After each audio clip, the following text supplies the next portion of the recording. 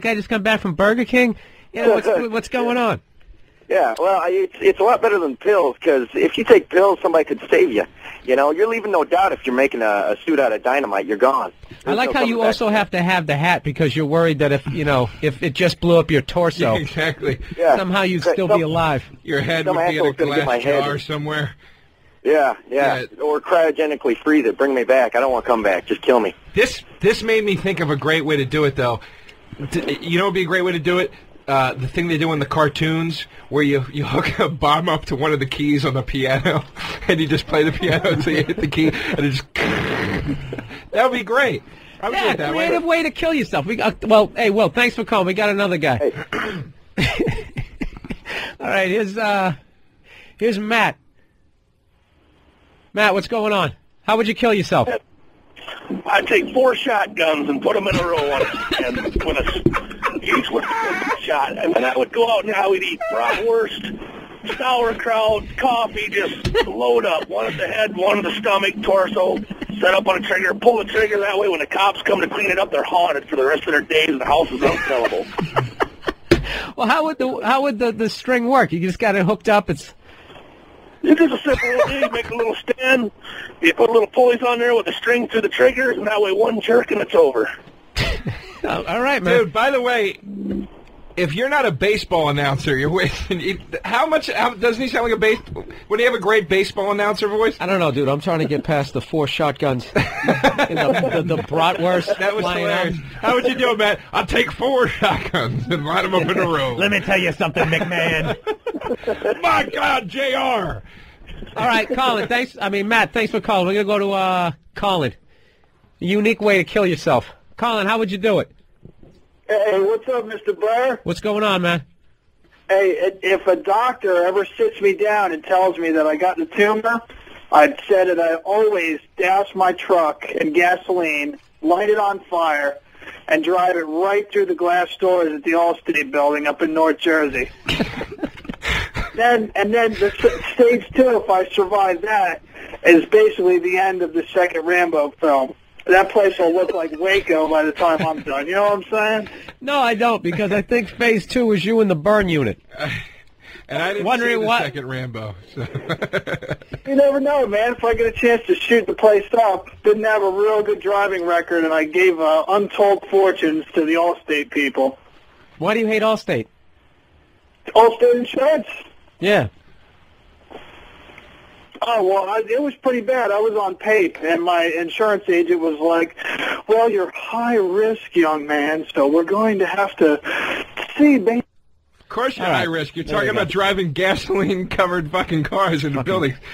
You know what would be a good way, too? I'm just thinking of every way I want to do it is from a movie or something. I want to do the Lord of the Flies thing. I want to stand at the bottom of a cliff.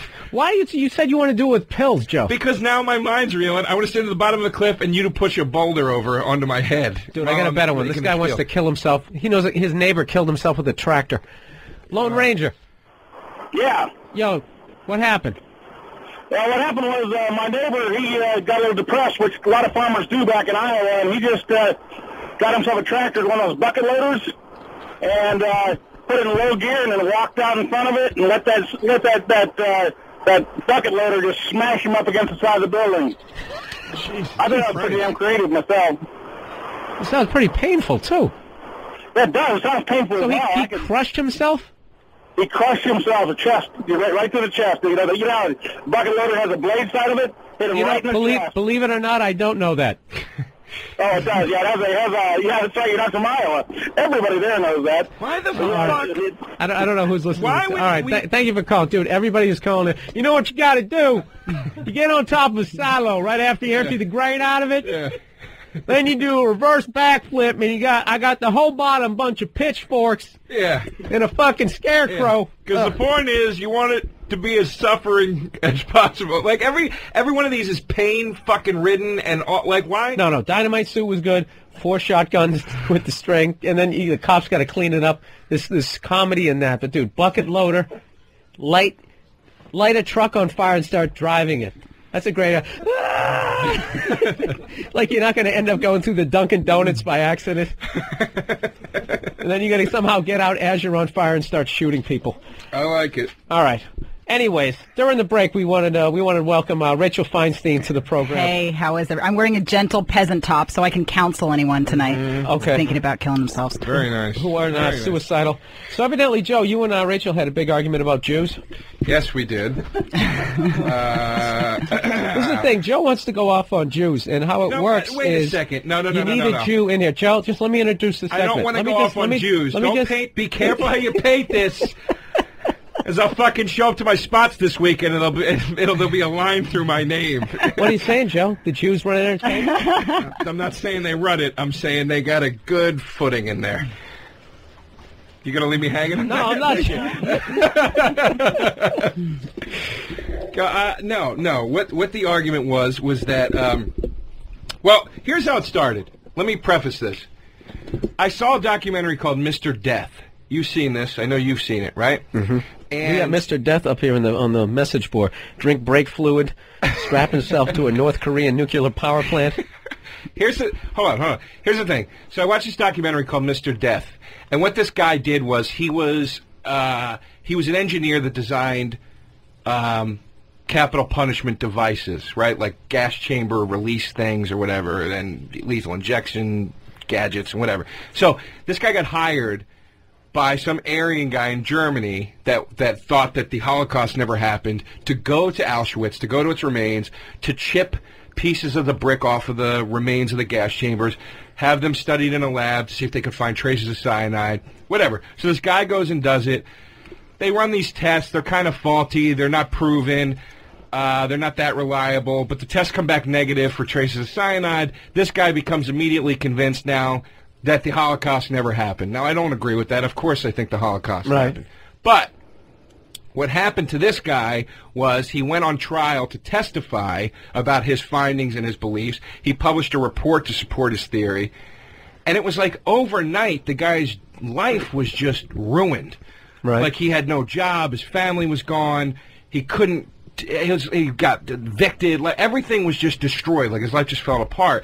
And it made me start thinking, like, Jesus Christ, that's an insane amount of power to strike out against somebody with because you don't like something they said or something you found that they said that was derogatory to your people. And I started to think about it. I was like, well, wait. There have been plenty of people in the spotlight that said stuff about black people or Mexican people or Italian people or whoever. Right. Their lives certainly weren't destroyed over it. And that led me to thinking about how certain groups of people are portrayed in the media, and I was like, you know what? I don't think Jewish people ever get really that degraded in the media, and that was what started, I think, the argument. Was I said that I think black people, any other minority group has been severely degraded repeatedly in the media, but I don't think that Jewish people really have ever been. Right. And I find that to be interesting. But I think people say stuff about black people. Everybody goes crazy. People say anything like that. Everybody plays that dumb apology media game. I don't think that only holds for Jews at all. I think it's stupid. It's this dumb apology dance. What are you saying, Joe? You want to see Jews trash more? No, I'm not saying I want to see them trash more, but I'm saying, like, maybe they could redo the Three Stooges instead of having the black guy with his eyes bugging out. No. Got some Jewish guy with a big nose.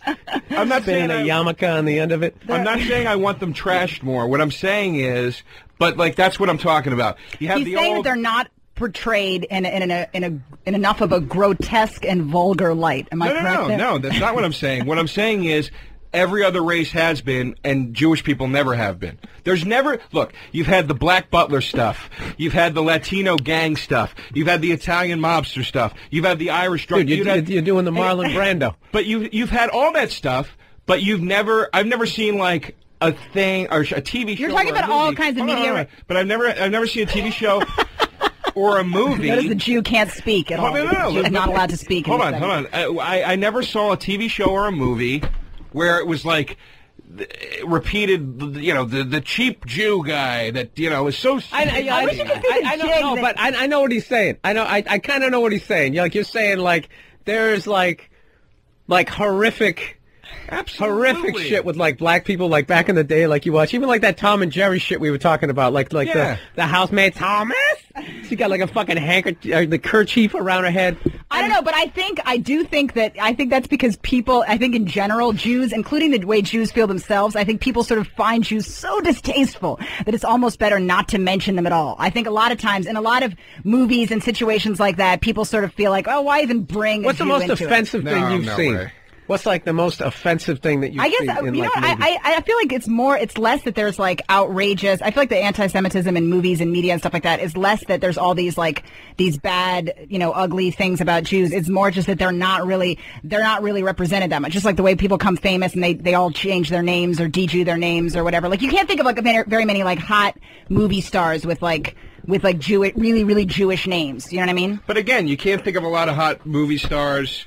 And I say again because we've discussed this previously, you can't think of a lot of hot movie stars with really Italian names or really Irish names. I mean, that's not an exclusivity to Jewish people. Everybody gets a pretty. So what is your much problem?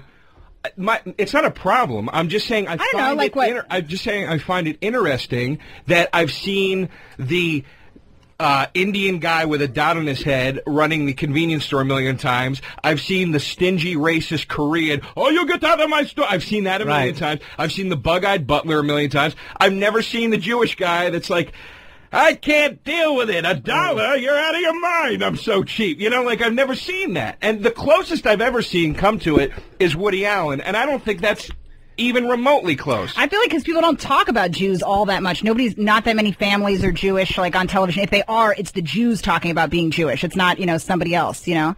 Well, and I feel like, and I think like in novels or whatever, you're talking about different kinds of media or whatever, I always found that like, I'm not very well read, but for a Jew, I'm sarcastic and Jewish, so people think I'm intelligent, but I'm actually not.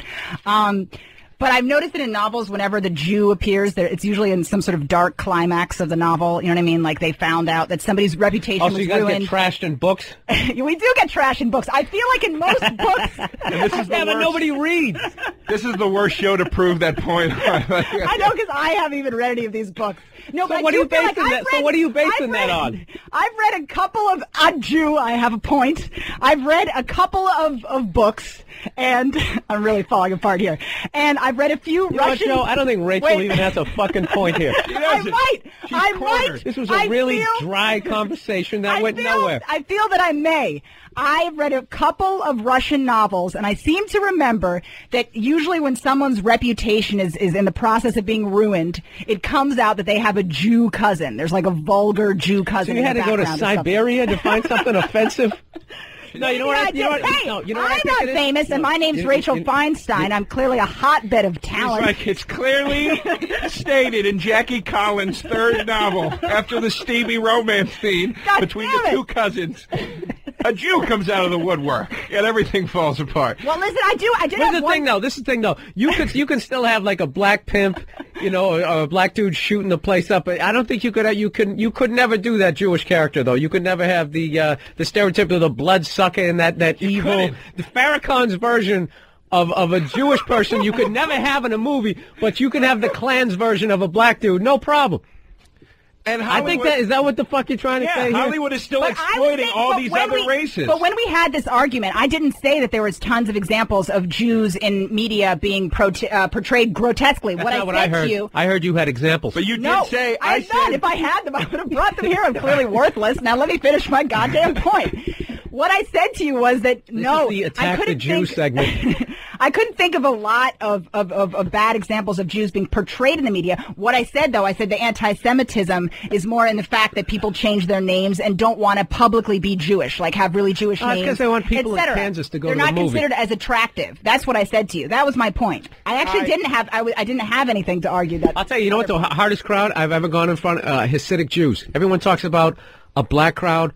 Like, the meanest crowd I've ever been is Hasidic Jews. Why? Because they add like a looking down at you.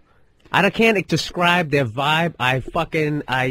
They annoy me. I've always thought. I'm not even gonna lie. I'm not gonna lie. I don't like. No. I don't mean like they annoy me that they dress like they're on fucking Little House on the Prairie. I don't mean that shit. I'm just saying when I perform, not all of them, but like Certainly. Like, haven't you ever been down the cellar, man? I don't remember. Do you remember that? I feel like that they're group actually just kept coming back, and they were beyond cunts.